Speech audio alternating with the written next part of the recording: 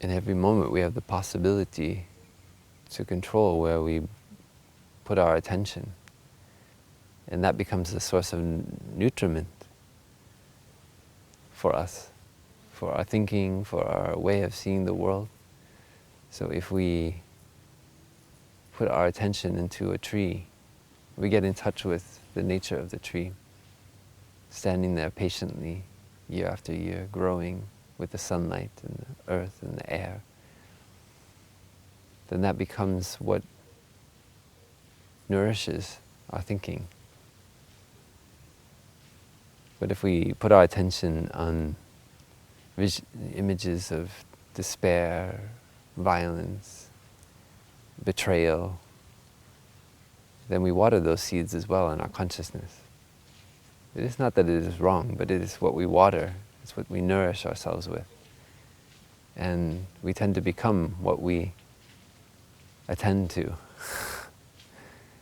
So if we attend to situations of despair in a movie, a film, well, we become more despairing. We have to know what is enough to nourish our understanding of a situation that is difficult, and what is only just strengthening the seed of despair and fear and worry. That is understanding our mind. So when the situations of injustice that are really happening in the world,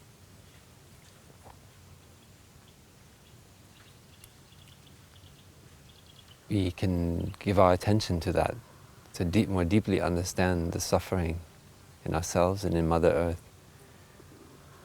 But when we only make stories that water the seeds of despair and fear, we make up stories.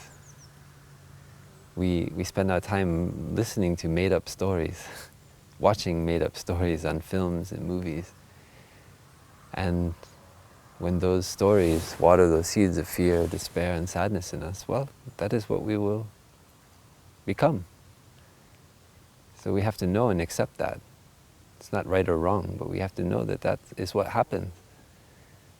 What we attend to is a mirror of what we become. So if we want to know our future, we can look into what we are paying attention to. That becomes our future.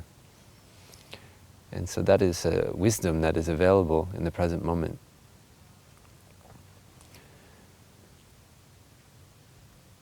I think when we can just stop wherever we are, take a moment to walk in a forest, or just, if we don't have a forest, just find a tree and just be with that tree. Try to understand it as a brother or sister. Have a conversation with the tree.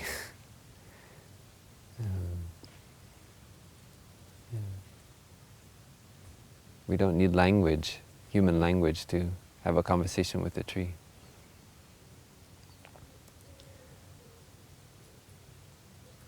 Because that tree has a story to tell.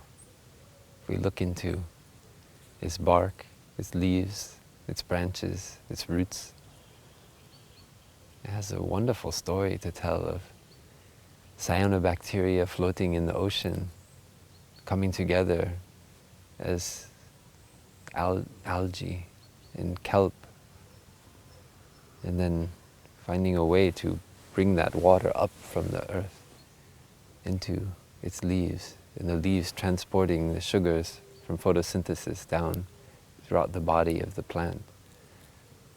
That is all in the body of the tree. That story is written in its very body.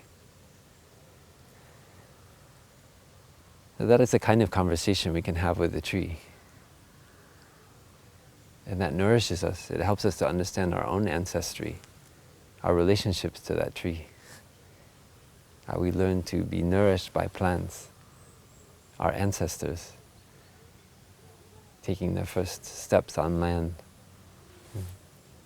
And we see this more deeply, our relationship with the tree. And that kind of understanding nourishes joy and freedom and understanding. So I think we need to be more aware of where we put our attention, so that we can nourish this kind of understanding in our heart.